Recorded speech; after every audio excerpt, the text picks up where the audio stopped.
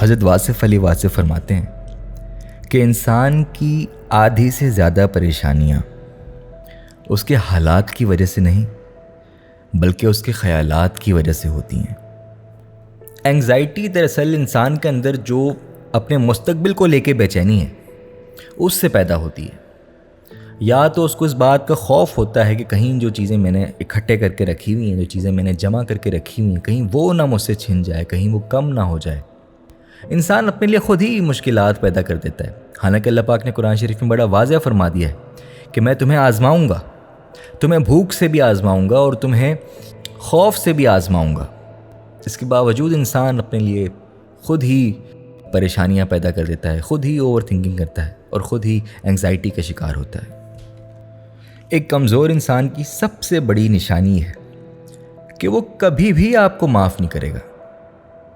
اگر 10 سال بعد بھی آپ سے اس سے ملاقات ہوگی تو وہی پرانی باتیں، وہی قصہ چھیڑ دے گا جس سے اس کو تکلیف ہوئی ہو، اور وہ کبھی آپ کی اس غلطی کو نہیں بھولے گا اور بار بار اس چیز کا ذکر کرے گا، بار بار اس پہ آپ کو تانا دے گا تاکہ کسی نہ کسی طریقے سے آپ کو گلٹی فیل کرایا جائے، کسی نہ کسی طریقے سے آپ کو پریشان کیا جائے۔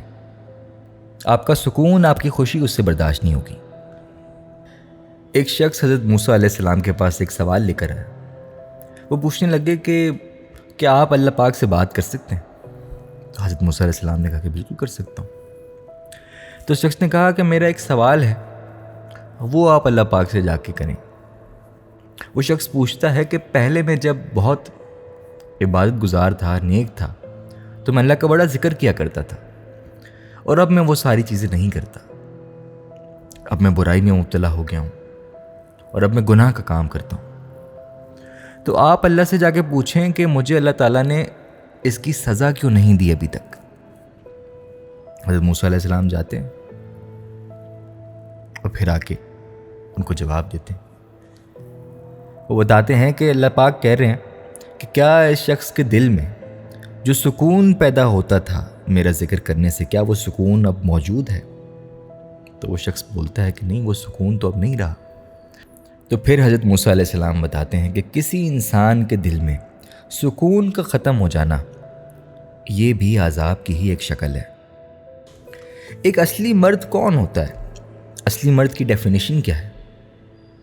سائل ادیم بتاتے ہیں کہ اصلی مرد وہ شخص ہے جس کی پریزنس میں اس کے آس پاس کے لوگوں کی ہمت نہ ہو کوئی برا کام کرنے کی، کوئی غلط کام کرنے کی، کسی کے ساتھ زیادتی کرنے کی یا کسی کو نقصان پہنچانے کی۔ ایک اصلی مرد کے آس پاس جو لوگ ہوتے ہیں وہ پروٹیکٹڈ فیل کرتے ہیں، وہ سیف محسوس کرتے ہیں۔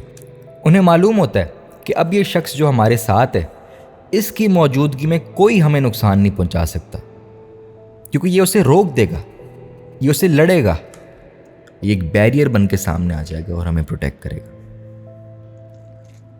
تو ایک اصلی مرد وہی ہے جو کہ اپنے ارد گرد ہر کمزور شخص کی پروٹیکشن کرتا ہے اور اپنے ارد گرد تمام عورتوں کی جو پروٹیکشن کرتا ہے۔ ایک بزرگ کے پاس ایک شخص اپنا مسئلہ لے کے آتا ہے اور انہیں بتاتا ہے کہ مجھے بہت بڑا غم لگ گیا ہے، میں بہت پریشان ہوں، بہت تکلیف میں ہوں، بہت افسردہ رہتا ہوں۔ تو اس پر وہ بزرگ جواب دیتے ہیں کہ مجھے لگتا ہے کہ تمہیں کسی کی دعا لگ گئی ہے، کیونکہ جب انسان کو غم لگتا ہے تو وہ اپنے خدا کے اور قریب ہو جاتا ہے، اور غم انسان کو ایسی ایسی چیزیں سکھا دیتا ہے جو شاید خوشحالی میں انسان سیکھ ہی نہ سکے۔ ایک انسان کو ایسے تجربے دے کے چلا جاتا ہے جو کہ انسان خوشحالی کی صورتحال میں شاید نہ سیکھ سکے۔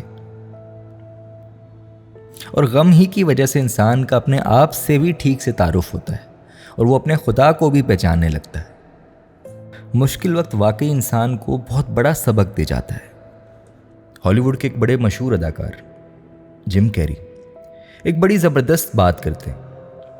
وہ کہتے ہیں کہ میں چاہتا ہوں کہ خدا دنیا کے تمام لوگوں کو بے تحاشا امیر کر دے اور مشہور بھی کر دے، تاکہ وہ یہ بات جان جائیں کہ دراصل یہ وہ چیز نہیں تھی جس میں سکون ہے، یا یہ وہ چیز نہیں تھی جس کا جواب تم تلاش کر رہے ہو۔ انسان اکثر سکون کو غلط جگہ تلاش کرتا ہے اور پھر تھک ہار کے مایوس ہو کے بیٹھ جاتا ہے۔ میں آپ کو ایک بات بتاتا ہوں، جو آپ کی انگزائٹی کی جڑ ہے، جو خوف ہے، چھوٹے ڈر کو بڑا ڈر ہمیشہ ختم کرتا ہے، کسی بڑی چیز کا خوف۔ اور سب سے بڑا ڈر اللہ کا ڈر ہونا چاہیے، کیونکہ وہی وہ ڈر ہے جس کے سامنے پھر باقی تمام چیزیں آپ کے لیے بے معنی ہو جائیں گی، کہ کہیں اللہ ناراض نہ ہو جائے، کہیں میرے کسی عمل سے میرا اللہ مجھ سے ناراض نہ ہو جائے، خفا نہ ہو جائے۔ اور جس دن آپ کو یہ ڈر سمجھ آ گیا، باقی تمام چیزوں کا خوف آپ کے دل سے نکل جائے گا۔ آپ کے مال کے چھن جانے کا خوف، آپ کی جائیداد کا آپ سے چھن جانے کا خوف، بیماریوں کا خوف، اور ہر طرح کا ڈر آپ کے دل سے نکل جائے گا۔